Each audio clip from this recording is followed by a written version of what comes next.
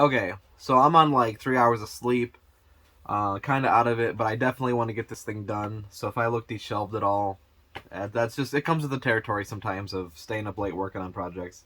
Um, so yeah, I have this Aerosmith Les Paul here, or at least it has the Aerosmith faceplate, and I don't have a 360 wireless guitar at the moment for my personal use. I have quite a few of them that I do for customers. A lot of the bodies, I actually take the guts out and then I put other guts into them. And then the internals get put into other things, So of that nature, I just don't have a personal 360 wireless guitar, and I would like to have one.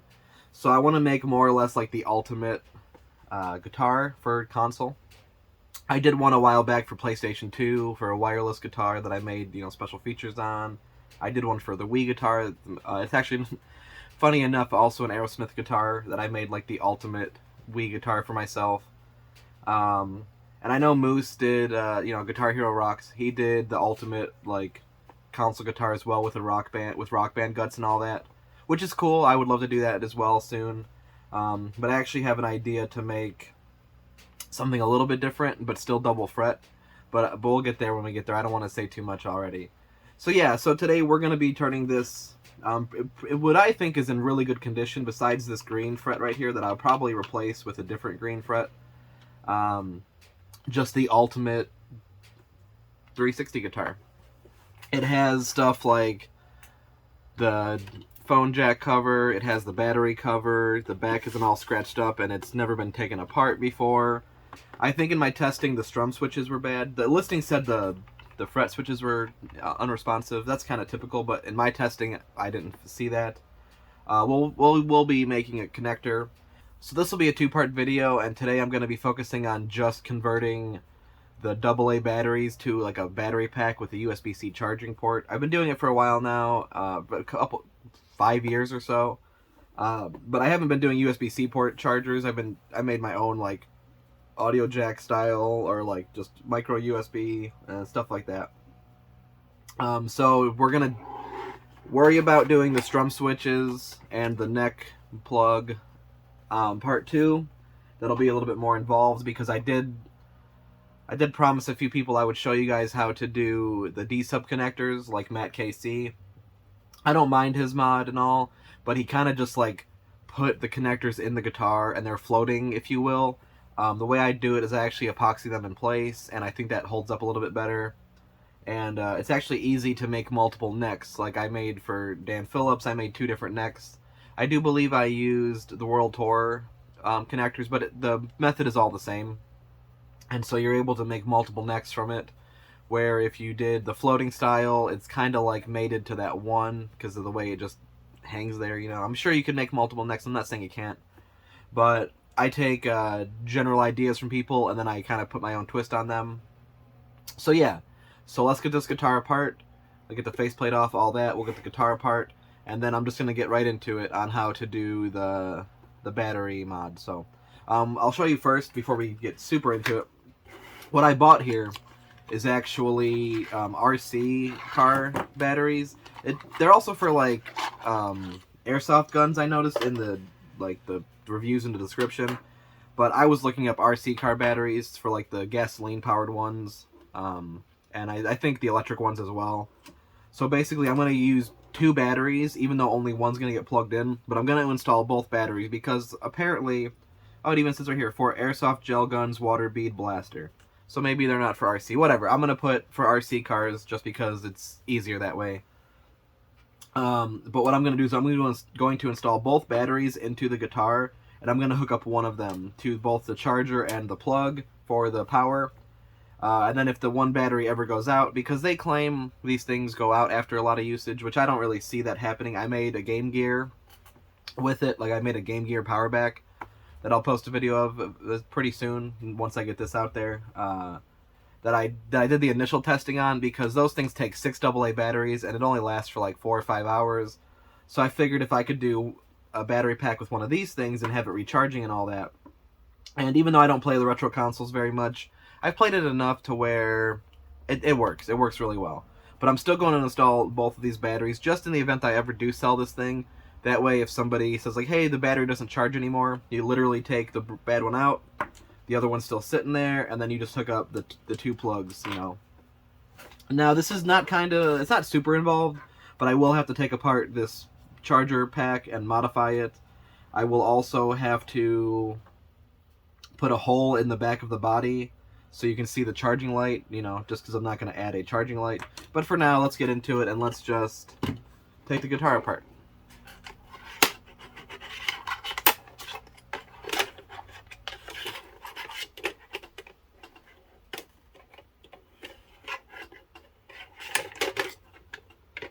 Alright, let's get that off, put it to the side. I use tape. You can use anything you want, but I use these 2 tape rolls to prop up the guitar so I don't scratch the surfaces up.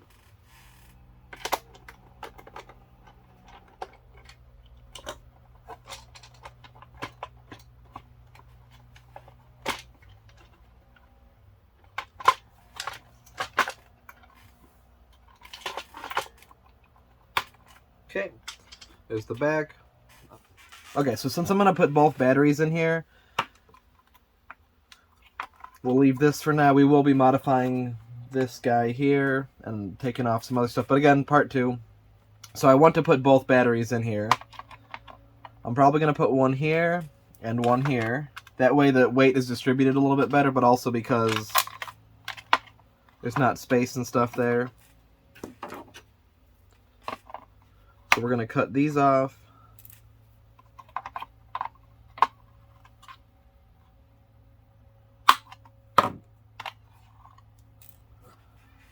And we're going to cut these tabs off. So right off the bat, we're just going to...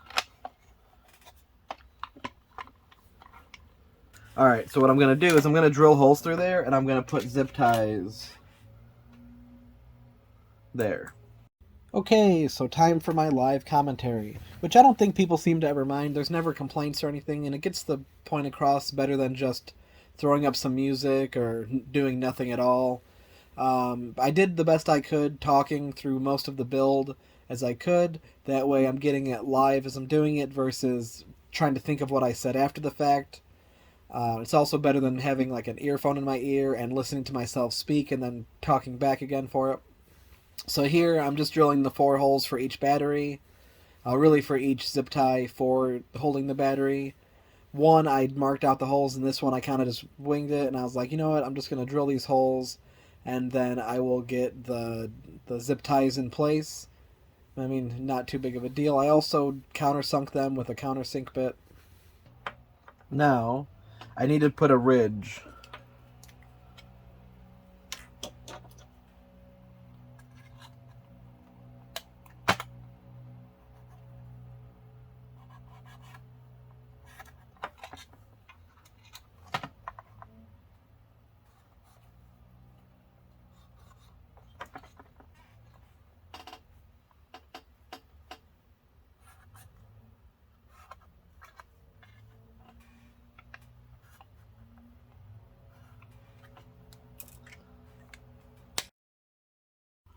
Okay, and so the purpose of the ridge, if it's not self-explanatory, I will explain it away.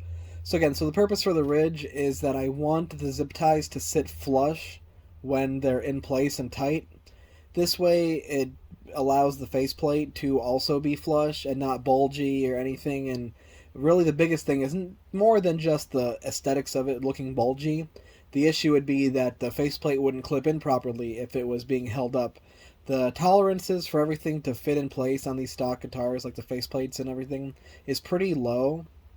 So if I were to add even, let's say, like half the thickness of a zip tie, or even the full thickness of a zip tie, it would probably be too much and the faceplate would not snap in.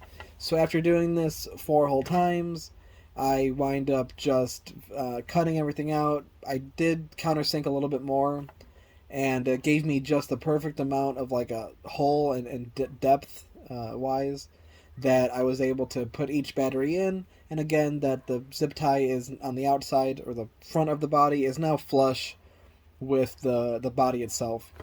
So kind of like extra, and I could have just hot glued the batteries in place, but I don't know. I just felt like securing them with zip ties was the best course of action. You see here I'm modifying a little bit of the body, some more on the inside. No big deal there, especially that I'm securing these so tight. It'll add a lot of rigidity to everything. Cool. That's all good? Also, adding some rigidity, I do want to mention that even though everything will be enclosed, when you do the zip ties, if you ever do them, make sure you cut them nice and flush to their top or whatever you want to call it. It's safe that way. You don't want to get cut by zip ties. Here, I'm taking the casing, or really the housing, off of the USB because I'm going to take this male USB port off and I'm just going to wire directly to that board that's inside. And it's kind of a pain to get this apart, so I figured just Dremel the sides off and pop it open. It worked out well. Okay. So now I need to put this here.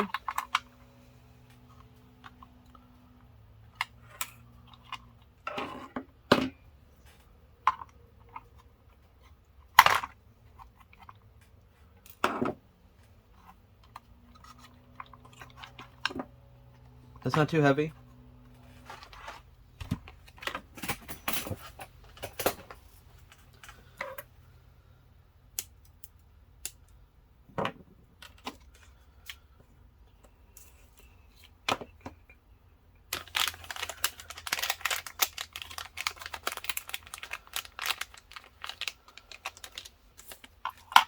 This will go here, and then this will go here. So while that's heating up, I'm going to take this off.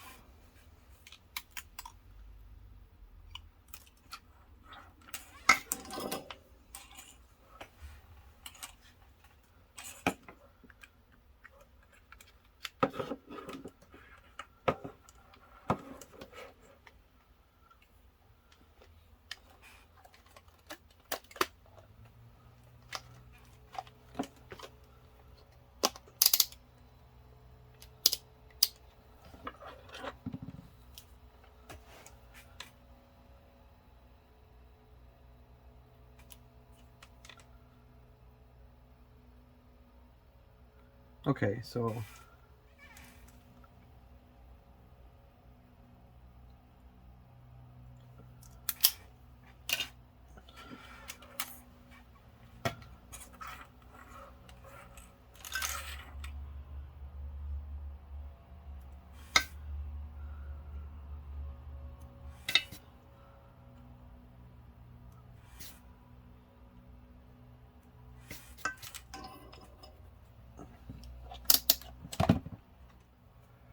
out.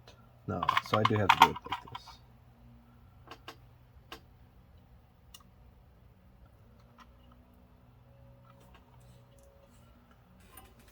Okay, so back to the live commentary. I did notice that I wasn't speaking too much during all that, but no big deal. Having the live audio is nice in some parts. What I'm doing here, besides taking the USB port off of camera, sadly, sorry about that. I'm prepping the DC voltage regulator and getting that ready. I also glued it in one spot, as you can see, this big glob of hot glue, but then I decided that it would be better seated right up against here. So I put a big glob on the bottom, and then just to kind of hug it, I put two little pieces on the side. And then same with the actual USB charger. I'm pretty sure I could make my own charger for these because it's just converting the 5 volts in to the 11.5, maybe even 12 that are going out. But at the same time, for the 18 whole bucks that I spent on buying this thing, the charger and the 2 batteries, I figured why not just use literally what they gave me and just modify it a little bit. And getting the USB port off was actually quite simple.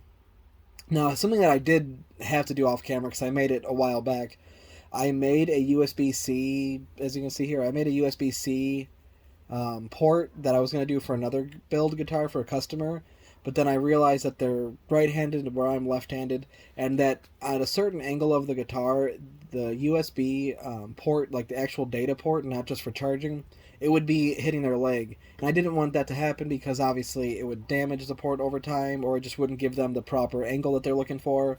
So I scrapped that idea, but I already had made it.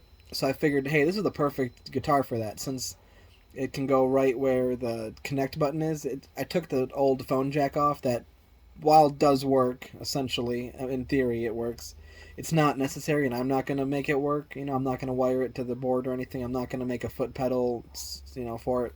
So it was a perfect spot to just put it there.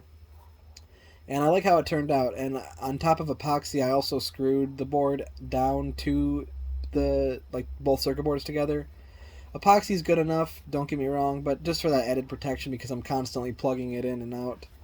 And maybe constantly is not the right word. I've only charged it that when I built it, I fully charged it, and I've probably played 4 hours now and no issues of anything, which I'm pretty happy about. But I needed that connect button to still work, obviously, because it's going to be a wireless 360, and I use it between my PC and the computer. Or, I'm sorry, the PC and the 360. Sorry, this is like the 8th time I've done this, and I'm done restarting. From all the dog noises, the lawnmowers. It's like 20 degrees out, and I keep on hearing lawnmowers and leaf blowers. So, whatever. This is what we're getting.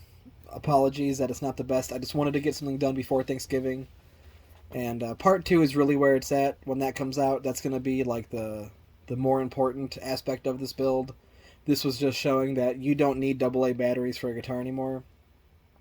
So I'm using these 18 gauge wires. Probably not.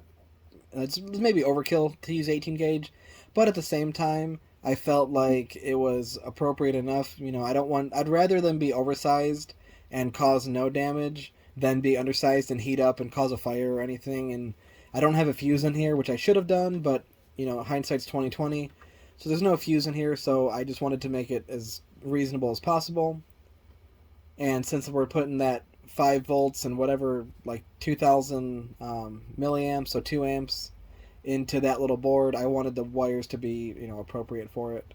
18 gauge, I think, can do up to 10 amps. So maybe, yeah, I think 18 gauge is 10 amps.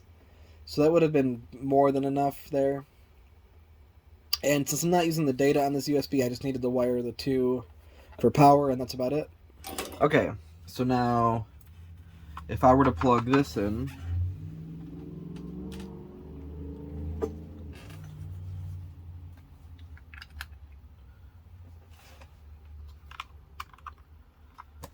that comes on, perfect.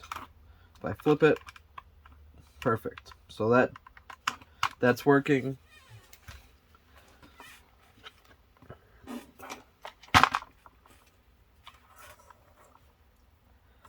So that we'll worry about in a little bit. I need to do this to here next. So we might as well use these as well.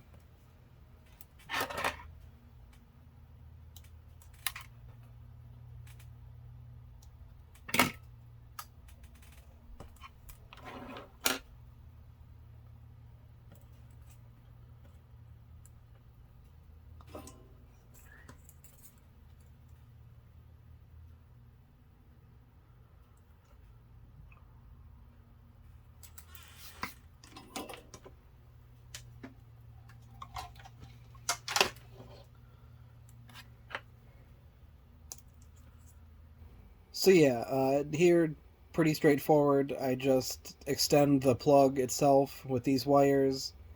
Heat shrink is important. You don't need heat shrink. You could use electrical tape.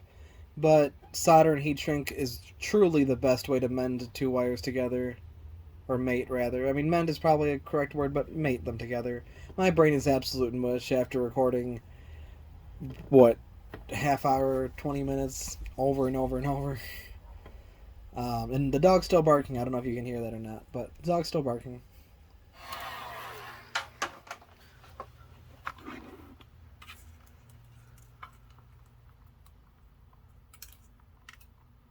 Cool.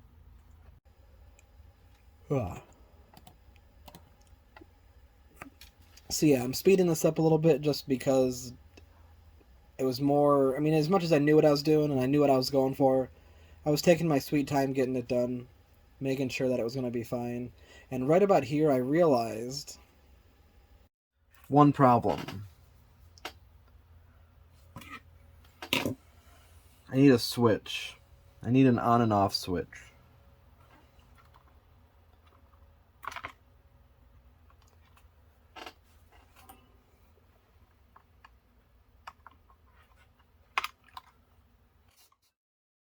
So after probably 45, it was at least a half hour, but it was probably pushing 45 minutes of finding the switch that I wanted and figuring out where I wanted to put it and putting it and making and all the things that I did, I just decided that it would be best if I did it off camera.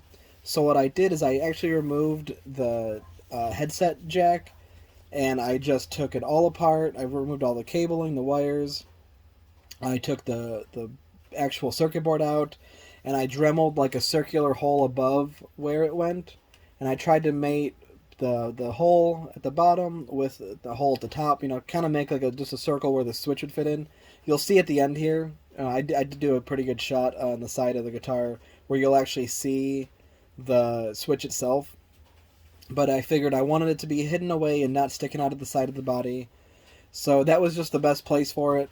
I wound up getting it to be screwed in well enough with the nut, but then I also kind of encased it with hot glue because it wasn't as super tight as I wanted it to be, and the more I tightened it, the more it seemed like it was about to strip.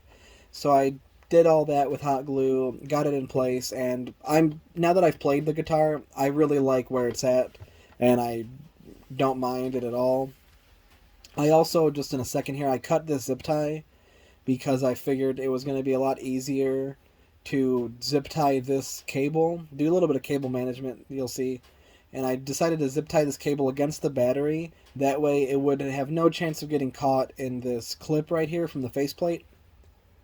And I even put a little nice bend in it. I mean, I do this stuff for a living, so I love cable management. And then I wound up hot gluing this cable in place off camera. I think I just cut it. I did it on camera, but I just cut it out because, you know, there's enough hot glue in here to do a 5-minute craft video. So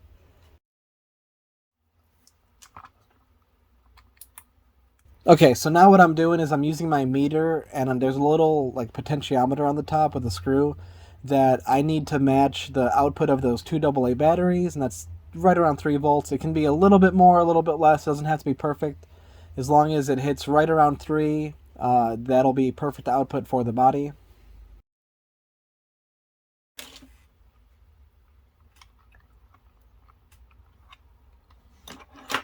So let's test this.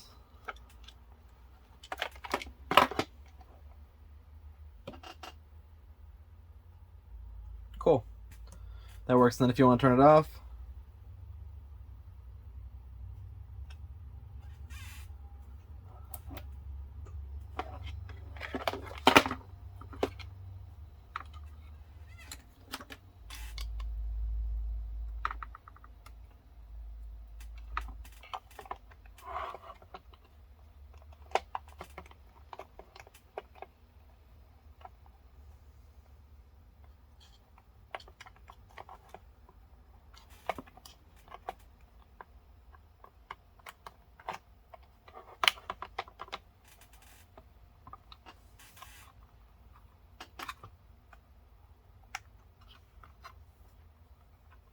yes. Okay, so at this point, I'm able to just, clean up a little bit of the wiring, run it so it's not going to be ripping on anything and not going to be in the way of the strum bar at all. That would be very unfortunate if it got caught up in the strum bar, so let's not have that be a thing. I kind of just put the back on a little bit to get an idea of how I want to put it, but I do have to modify the back at this point. I want to get rid of the battery internal part, where all the plastic is. So I take off the springs for the battery and I put those to the side. I can save those for another guitar. I also actually, even though I cut it out, I also do save the battery holder itself. That way, whether I put it into another guitar or just another project of any sort, I now have a AA, two AA battery holders, or sorry, two AA batteries holder. Nice part here though is I got this sawtooth Dremel bit that I'm able to just clear out all this plastic without melting it, as I have to sometimes with the cutoff wheel. There's different uses for each tool. I think this one is the best for plastic, but sometimes when I'm having to shape things, it's not the best. It's better for cutting, not really for shaping. And even though this is sped up, it did take me pretty quick to just get it out. And then I'll clean it up with the razor blade so it doesn't look like it's all destroyed. And that way, what will happen is when I'm charging it, I can take the battery cover off, and I can see, hey, the battery is either charged or it's still charging. And what I do too, I learned this from Tronics Fix. I put all the things back together, even if I have to take it apart. But when I'm done, put it all back together, and then go on from there.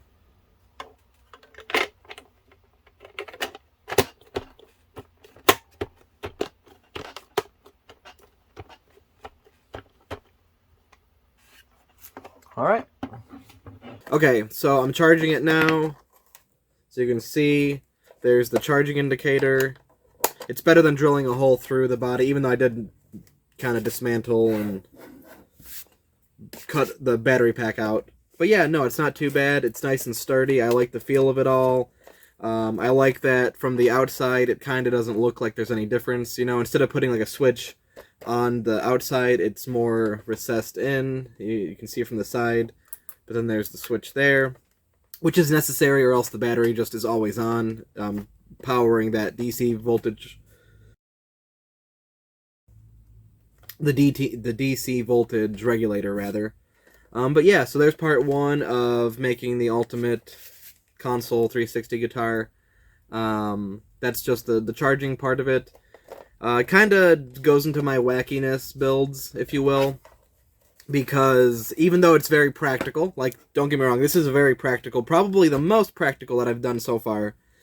The time that it took, I mean, you could argue an hour and a half isn't that bad, but the time it took, the modifying of everything, the placing of it, the drilling the hole, the cutting the ridge, all that stuff, may just be too much for most people, which is completely understandable.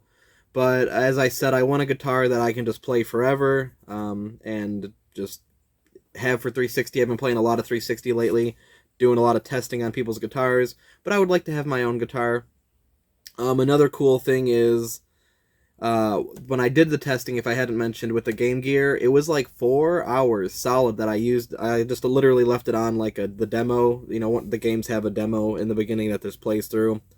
Left that on a timer. It was literally like a minute less than 4 hours.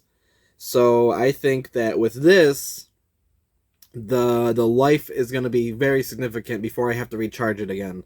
So I could probably play for literally, I could probably, and I may do this as a test just because, I could probably play through a whole entire game set list, like any of them really, Guitar Hero 3 and up. I may do the Rock Band 2 Endless Set List because I love doing that, and I'd love to get my Platinum icon again. It would be a cool way to test it, because obviously the guitar itself, if you don't play, it turns off after so long. So, yeah, look forward to that maybe. I don't know, maybe I'll do it on my own, maybe I'll record it. I don't know, maybe I'll stream it. That'll probably be a better way to do it. But yeah. Excuse me here, like I said, no sleep.